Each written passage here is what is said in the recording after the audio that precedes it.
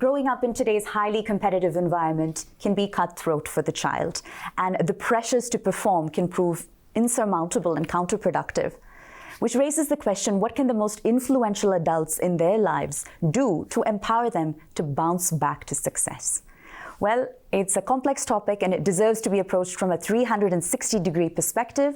And fortunately, we're joined by a panel of subject matter experts in studio. Please allow me to introduce them. The Chief Marketing Officer and Senior Executive Vice President of Sales with HDFC Life, Pankaj Gupta. The Managing Trustee of the Podar Foundation, Dr. Prakriti Podar. The Director and Principal of Podar International School, Dr. Vandana Lulla. Teacher with GD Somani Memorial School, Sonia Mithani. Also my colleague, anchor with ET Now, Tamanna Inamdar. Now, as a society, we obviously glorify success. But are we falling short when it comes to developing the coping mechanisms in our next generation of adolescents that essentially empower them to face and embrace disappointments? I think it's the home and the school that need to partner together to create a successful child. And I think it's very, very important for us to create that environment to make sure that at the end of the journey of the child, he's able to face the world. I always start all my conversations with parents saying that we are partners in education. Let's partner together. You're not an audience, because your goal to create a successful child and our goal to create a successful child is the same. Sonia, I'd love to bring you into the conversation. Of course, as Dr. Lulla mentioned, everyone shares the goal of creating and raising a healthy, balanced child who's socially conscious, who will leave a successful impact on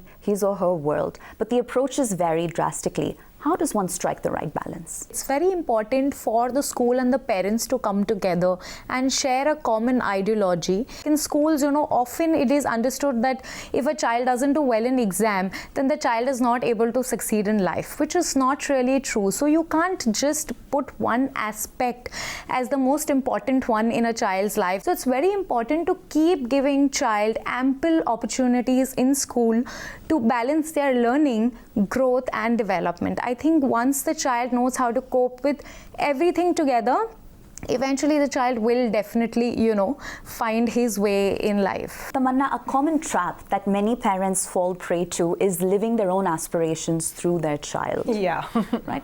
How does one in such a scenario put the mirror to themselves and course correct? I was very judgmental of people and the way they behave with their children right before I became a parent. Right. Because then you realize you go through that same phase, and you're absolutely right, Pooja. Somewhere or the other, we want to foist, our version of a perfect childhood onto our child. And you learn very quickly that that just doesn't work. They will fight back, they will want to express themselves, and they face so much pressure right now, even compared to when we were growing up, because it's not just their immediate environment in their classrooms or their playgrounds.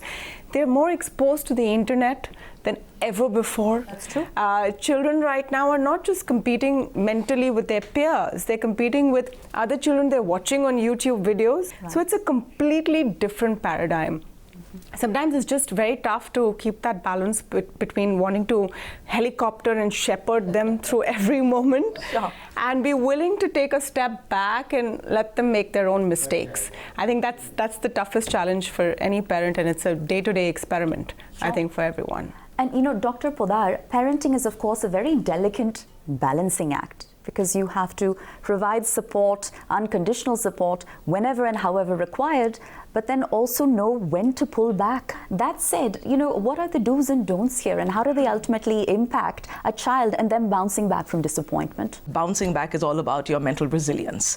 So when we're talking about what do parents do, the tips of what they should do, they should first put mental health in the center. Mental health is not only the way you are behaving, but it's how you feel. It's your social, emotional development.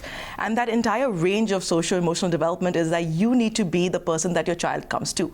And this is something that is very important, because children have become extremely sensitive, because they're sensitized to the fact that they are open to a world where it's not just, like you said, the family system, but it's on the net, and it's creating a lot of disharmony in children. So when you're talking about how do you actually get the child to bounce back, I think the most important thing is to actually get into their frame of reference. And I'm not saying be their friend only. Parenting has to happen, but there has to be a 50-50 of both. So how can, a teacher and a student, or a parent and a student, essentially form a partnership so that they can jointly look back at setbacks or disappointments, obstacles, failures, even with a good sense of humor, or as a positive experience from which to learn and grow? As a parent of 2 children myself, I believe that children today are going through a lot of complexities in their own lives. Lots of stimulus around, including the internet that we have spoken about. Right. Children need acceptance more than anything else. As we know, each child is different and each child has different talents. Sometimes we as parents have a certain expectation of our children, and we live our life through them. Child is in a position of deciding whether to try to come up to the expectations of their parents or try to live their own life the way they have visualized. Right. So it is very, very important for all of us, including the parents, the schools, to keep an open mind of what we expect from our children. Right. If we keep an open mind and let our children be, I believe they will flower much better than if we try and direct them in a certain direction. I think that was very well put, and that essentially leads me to my next question, and that is to you, Tamanna. Parents sort of have a natural tendency to compare their children to others, rather than recognize their child's unique potential. It's not just the father and the mother. Then you have to tell the grandparents, the aunties and uncles that this is something we have a problem with. Right. Do not say कि देखो वो कैसे करती है. Right. Do not point out to others, because we really don't want that frame of reference. It's okay. Now it's the reverse. It's about telling our child about how it's okay if someone else is good at X because you are good at Y. That's a very conscious effort you have to make. Sometimes you have to, control your own tendency to have that comparison. And I found it very useful because then I extended it to my own life, where you constantly, mentally comparing yourself with your peers and wondering whether you're up that ladder. And I said, hey, let me try this out for myself. And I've actually reverse learned. It actually really helped me to say, I'm going to do my best on my scale. And take that, sort of scoreboard out of my head. So that really helps. It's a conscious decision, and you have to work at it. Well, switching gears a bit here, Pankaj, one thing families often struggle with is whether to cater to the child's needs of the present or essentially to plan for their future, right? So how does one essentially juggle the two such that neither is jeopardized? It is very important to balance the long term and the short term in almost all affairs of our lives, and that is the same with the way we plan for our children's future. You want to give them the best possible education in the present, and you also need to be aware that as the inflation is impacting the cost of education, if you have objective of sending your child to a certain college, maybe in India or abroad, then you need to plan for that as well. The beauty about financial planning is that given the way compounding works, the sooner you start planning, the more confident you are that you are going to be successful in meeting the financial objectives. So the thumb rule to use is try to use your judgment in striking the right balance between the short term and the long term.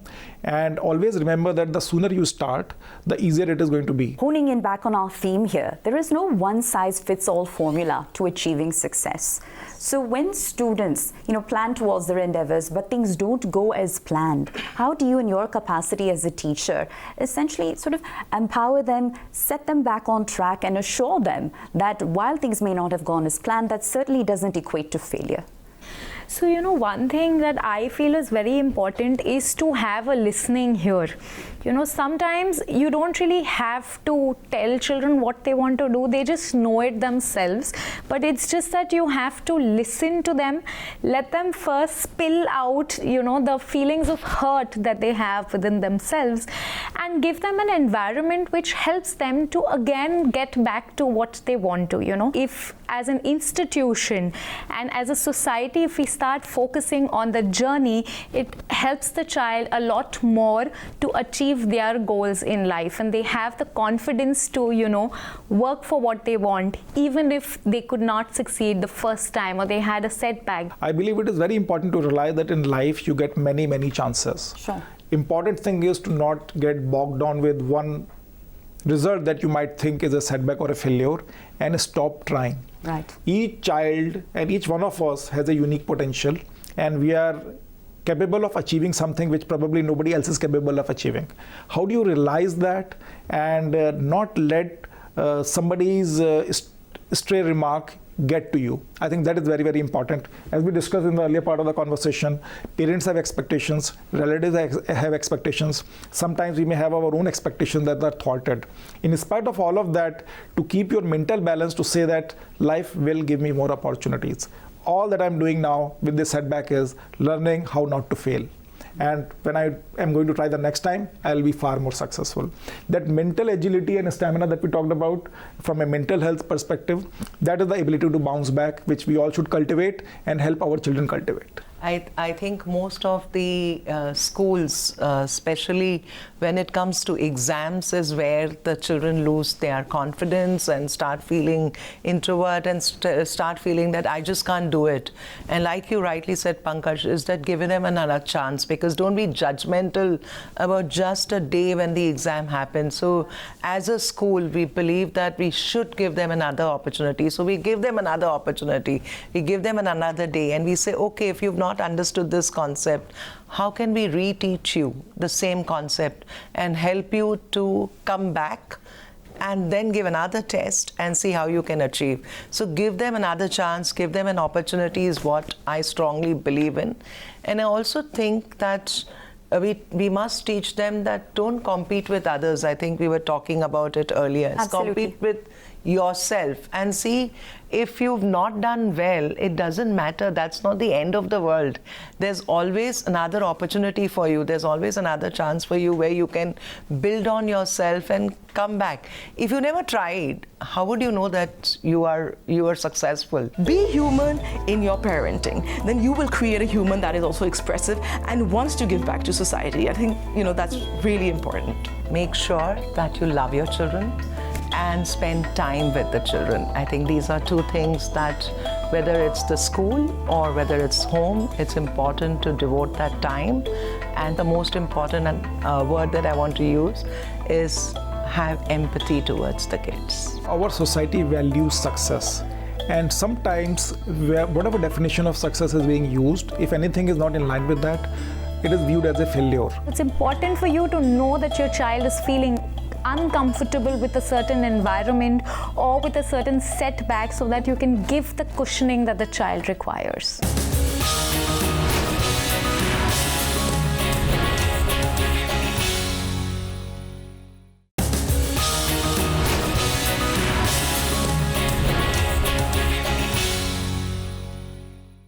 Do you believe that adults talk about their own setbacks, whether recent or long ago, enough such that the child comes to, accept their own shortcomings, setbacks, failures, obstacles, difficulties, and overcome them eventually? Does sharing help?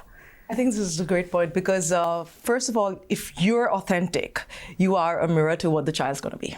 So if you learn to be the kind of person that's able to emote, to express, to be cognizant of how you are behaving and not put on a show for your child, I think the child automatically learns how to be natural. In fact, I saw your ad and I know that one of the themes there was really, make sure that you talk to your child about your failures as well, so that the child can then feel safe in communicating about that. I thought that was really relevant. Papa, I don't know how to face you. मेरे exams बिल्कुल अच्छे नहीं गए. I'm sorry, Papa. Appu, I know तुम चुप क्यों हो. हमें लगा सिर्फ तुम्हारा फ्यूचर सिक्योर करना काफी होगा, पर तुम्हें मुश्किलों का सामना करना हमें सिखाना चाहिए था बेटा. Appu, see that? मेरी पहली कंपनी यही थी.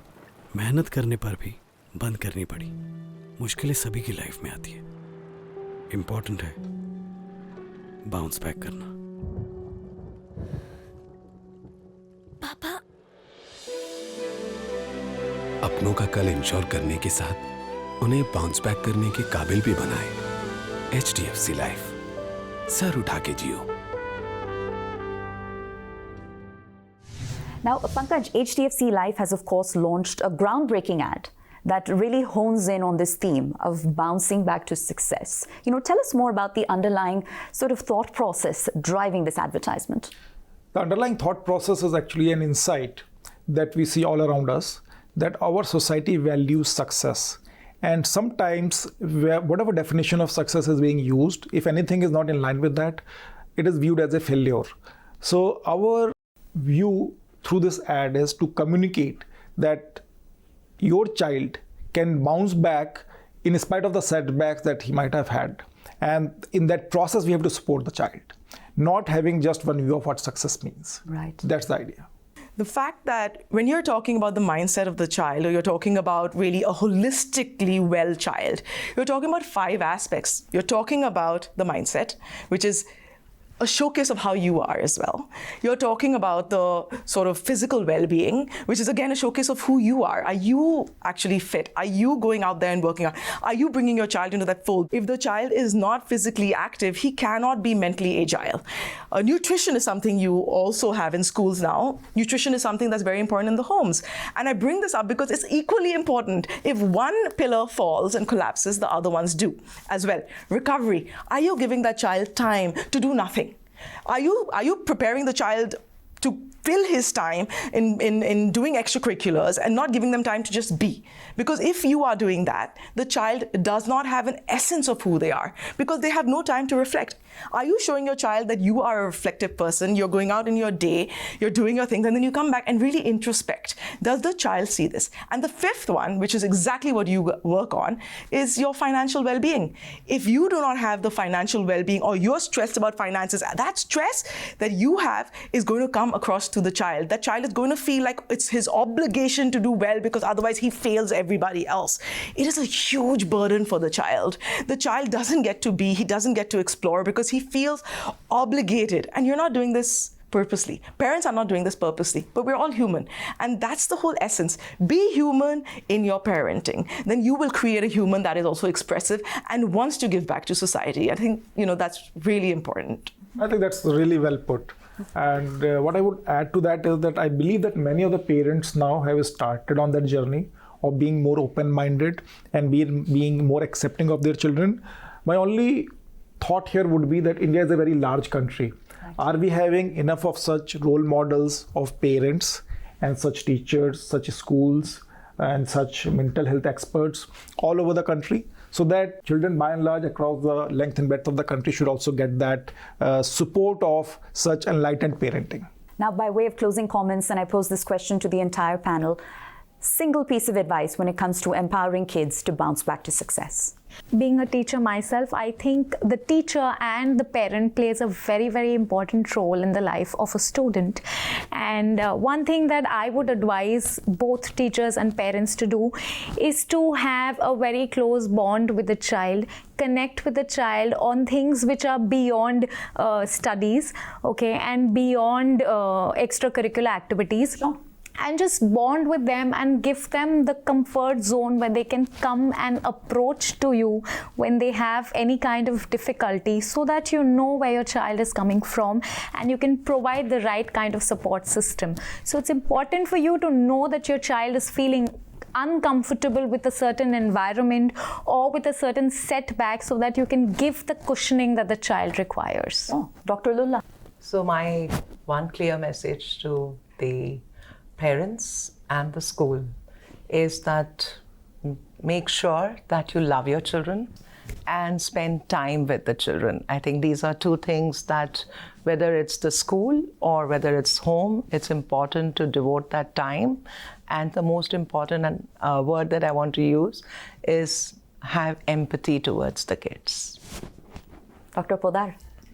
I think that it's really important for one to recognize that technology is growing exponentially, and the children, they're going to be utilizing different skills that they have in order to be able to explore the world, because whatever they're going to be creating is going to be on a new paradigm, which we do not have access to yet. So it's really important to let them fail, to let them struggle, to let them challenge themselves, because that really is going to make the entrepreneur of tomorrow. Pankaj. My message to parents would be that there are many paths to success. Parents should not have just one view of what success means for them or for their children. Be always very open accepting, supportive of their children so that whatever they are best capable of realizing, they're able to do that. Well, that brings our special feature, HDFC Life presents Bounce Back to Success, partnered by Times Network, to a close. Thanks for watching.